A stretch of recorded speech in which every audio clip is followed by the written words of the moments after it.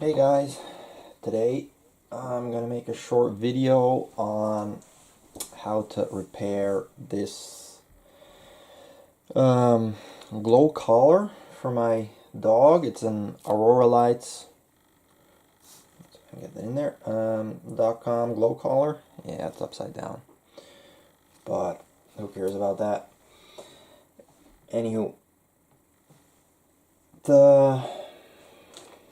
you can see here, that's where the battery clips up to. It's actually just one of these 9-volt T-click connectors. I'm not sure what it's called. The original one, the wire, after a while it broke off, got a crack inside. You know, dog wears it, he rolls around with it, and although it's built very sturdy, the battery has minimal play. If dogs play together, they still manage to nick the cable after a while.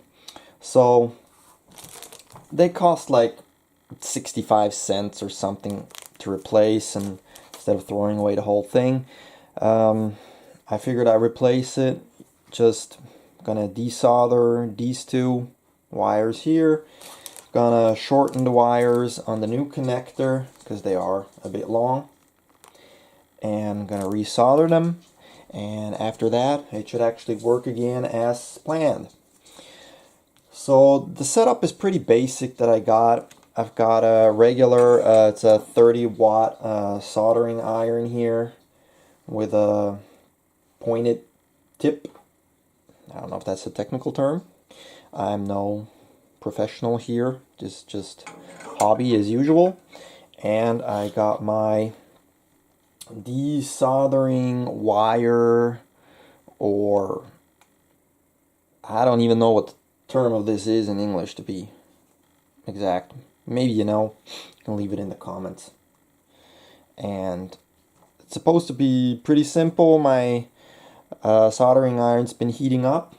Only thing I should have to do is heat up the solder, push this wire on top of the solder, which should then actually pull it towards into here and allow me to free this wire here. I've had it before that certain solders don't like to get loose. I don't know if that maybe has to do with some kind of additives in the solder, because it seems like they're rock solid and you can't get them out. So we'll just see how this goes and try if this works. Now, let's move you guys a bit more into place here. Alright. Now, we'll start with the red wire. See if the iron's hot yet. Just get it on here. See if anything wants to happen.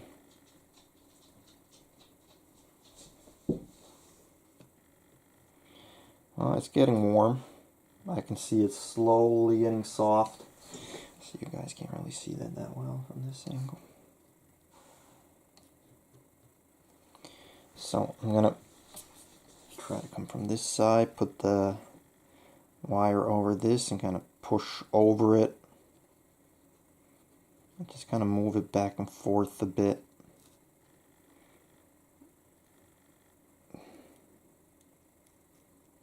See if that works. Now I have no real clue how hot my iron is set, because it's actually a cheapish one. It doesn't have a digital readout or anything. It's got this little knob thing, and here it tells me it's set to like 400. I'm guessing that's 400 degrees Celsius or centigrade, or whatever the correct term is. We say Celsius over here. So you might be able to tell the solder is moving a bit, not much. Might need to just hold it on here for a few seconds. Otherwise, crank up the heat a bit more. I usually always work on max setting, and that's like 450 it says on the device. Even when I solder, it seems to work the best. Well, it does seem to take off a little bit. or at least just move it around. Got my little pliers here, which I can then try to pull down on the wire as this softens up.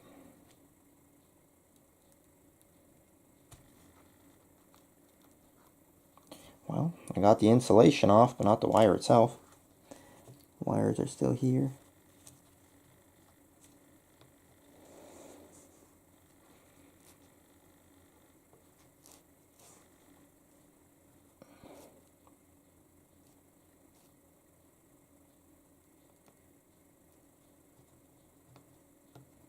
Don't seem to want to be moving.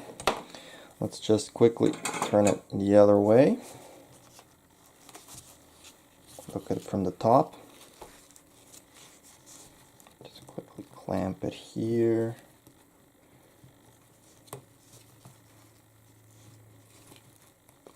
The thing is, as you can probably see, if I can zoom you in a bit.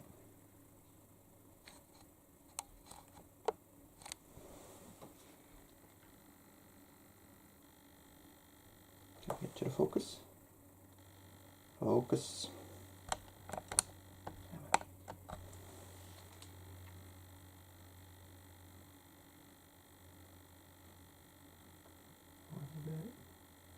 Come on, focus. There we go. There's still a little bit of hot glue stuff here on top.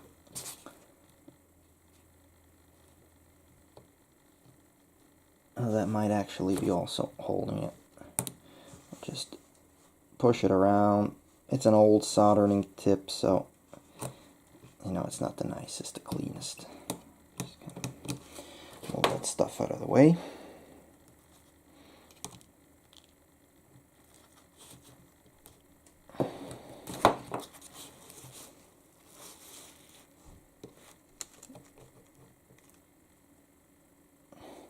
And I'm still just holding the tip onto the soldering point itself.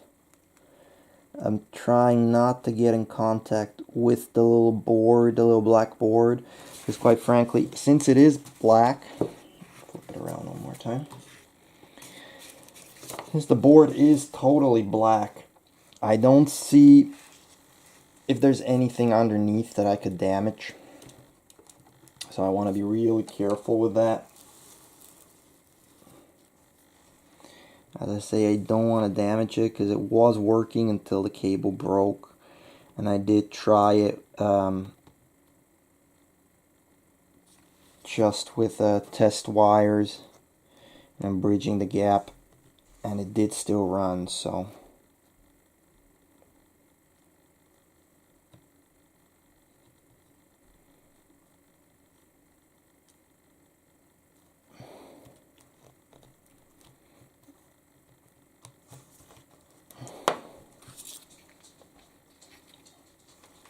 Oh, the struggles of internet life. It's always like that. If I wouldn't record it, it'd probably already be off. But when you record it, it always takes a lot longer than anticipated. It's normal.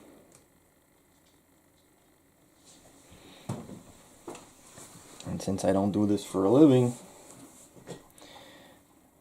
you know, you all know how it goes. Just trying to save a buck.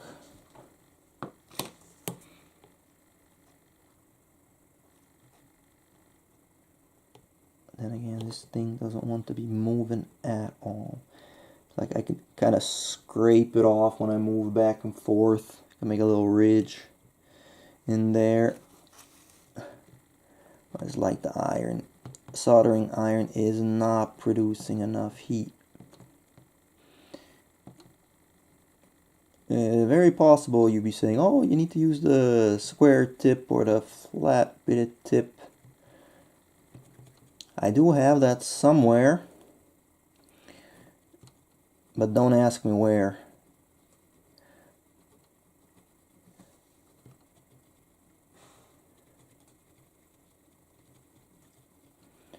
I don't solder enough to warrant getting a a more expensive soldering iron, more higher quality or whatever.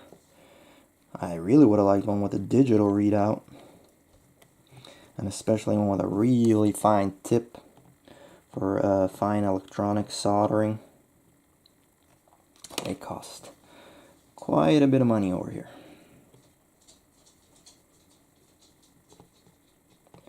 Well, I can feel the heat from the soldering iron because I'm starting to sweat. Now, if only the solder would decide to do the same thing.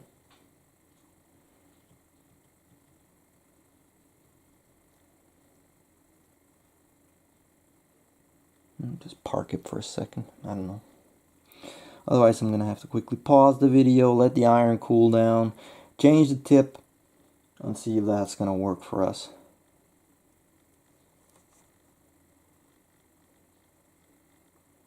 Because I see it getting liquid now underneath. Just exactly underneath. Nowhere else. So, I think I'm going to go quickly pause the video. I'll look for the other tip.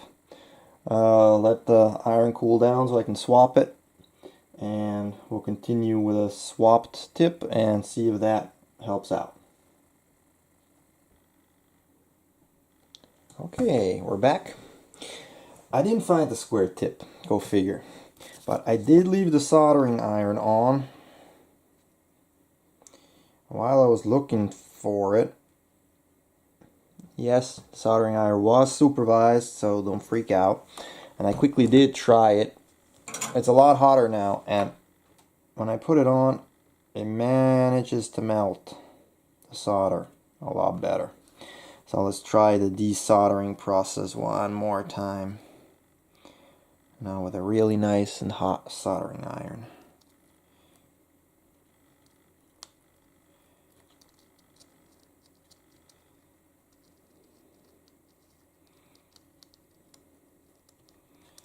I always wanted also one of those suction desoldering things, those plunger ones, because quite frankly I'm never sure, am I supposed to lie the solder like this, you know, the desoldering wire between the tip and the solder, or am I supposed to get the solder hot and then try to swoop in with the wire?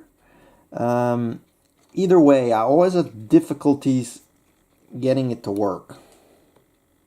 But it's the only thing I have at hand right now. So,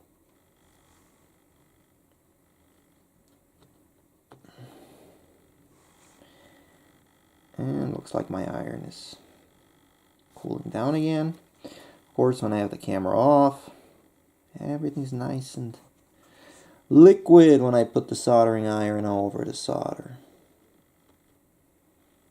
When I turn the camera back on, nothing.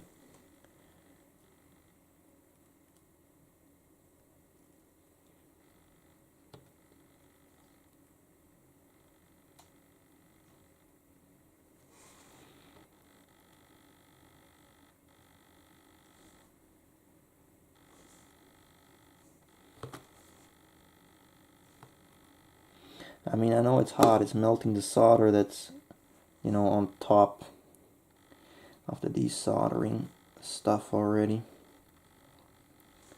So it is working. Just not probably the way I thought it would. Let's see if I can pluck the wire out. Come on. There we go. The wire's out. Would be nice if I could get the solder all the way away, so I could reuse the hole. Otherwise I'll just, I guess, solder on top of the solder. See if that'll work. You guys still see? There you go. Now the black one's over here. Black one, of course, being the ground, red being the positive.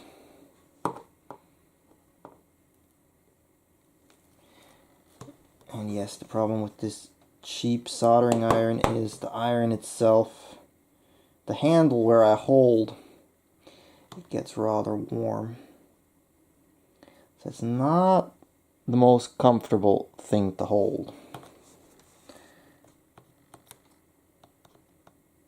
especially when you're trying to aim at something rather precise and you try to hold it like a pen, you will burn your fingers.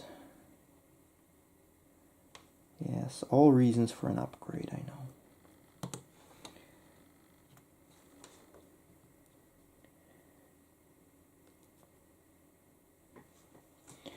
This one doesn't want to go anywhere again. Make sure I'm still in the camera. Turn it around again. It's always fun recording.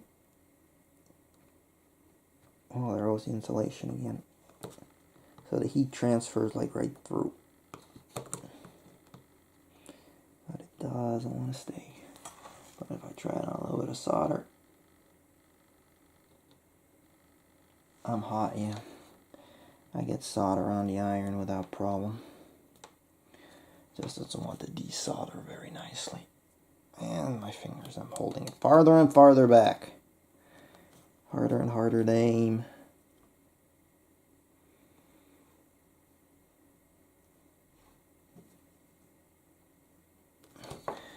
Flip it around again. See if we can get anything from the top going. You guys can actually see it. Here's the black wire.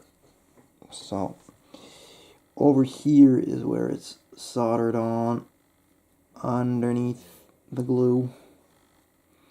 Just kind of pushing everything out of the way here. Glue fumes.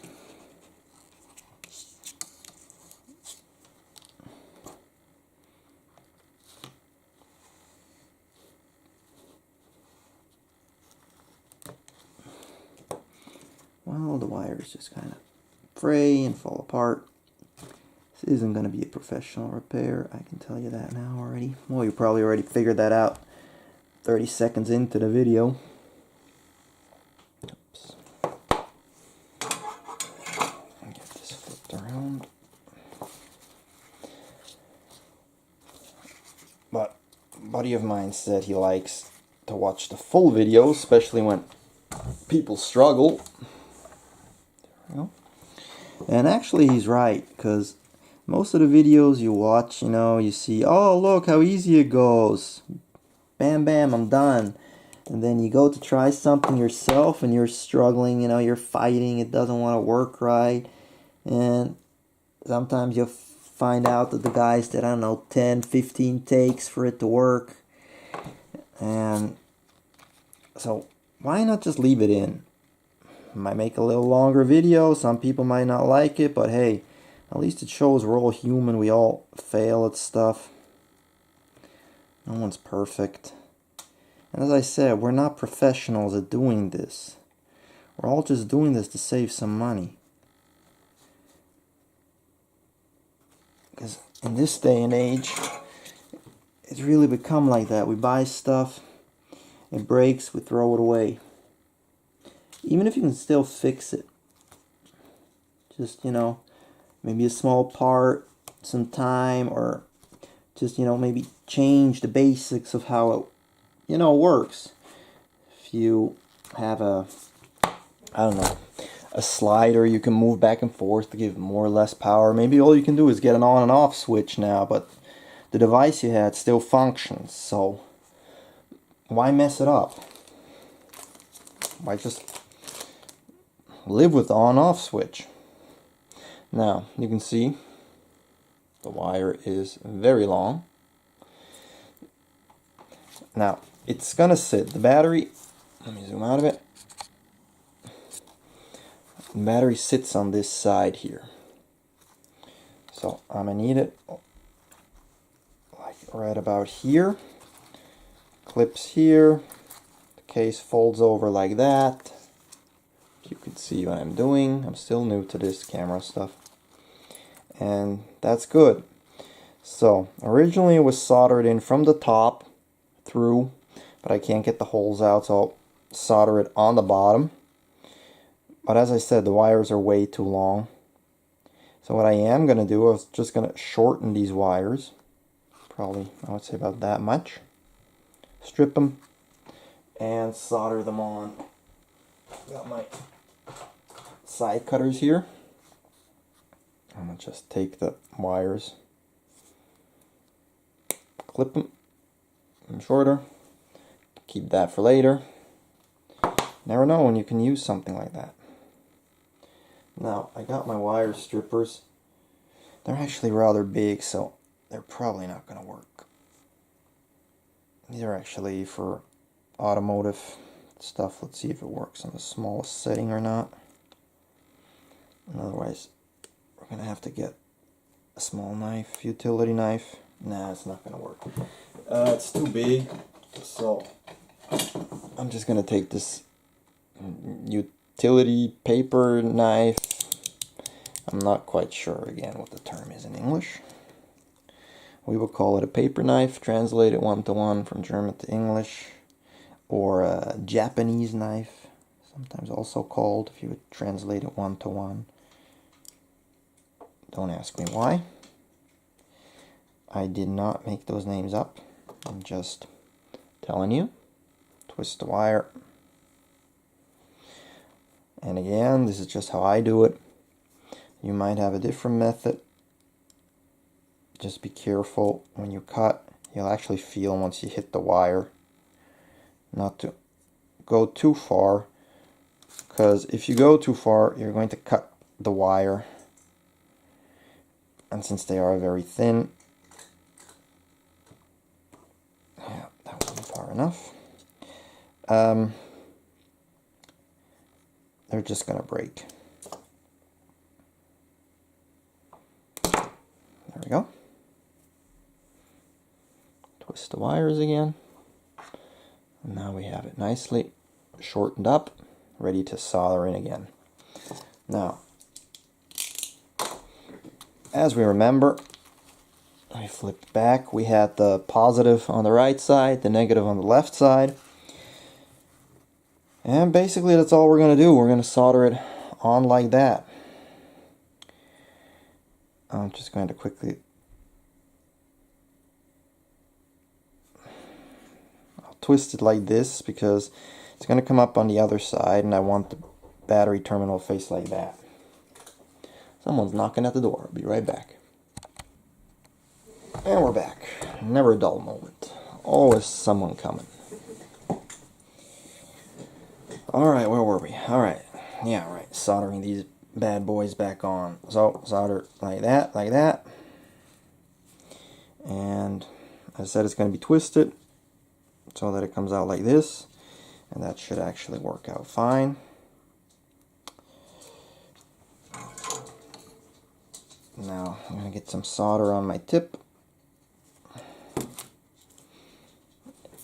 Put the negative here.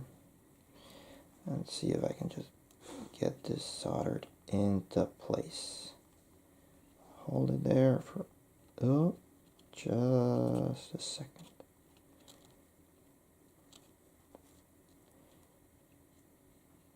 Yeah, see, the solder is nice and soft now. Now it's nice and soft, not before when we needed it. Well, now we also need it, but, you know. Let's get it in there.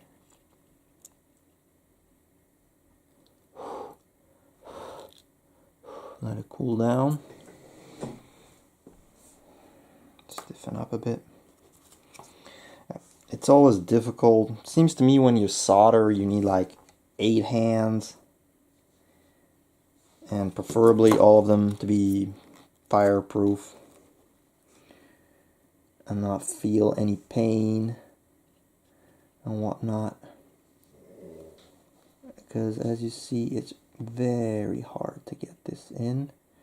And I'm probably doing everything wrong.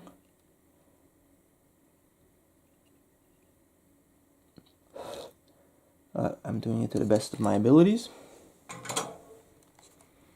That looks good. I should not be able to touch now.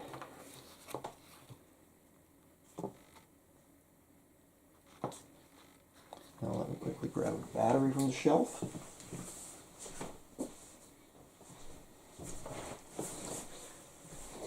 And see if we we're successful, or if we failed, and you have been successful. It glows, and I'll push the button, goes off, goes on, just the way we want it.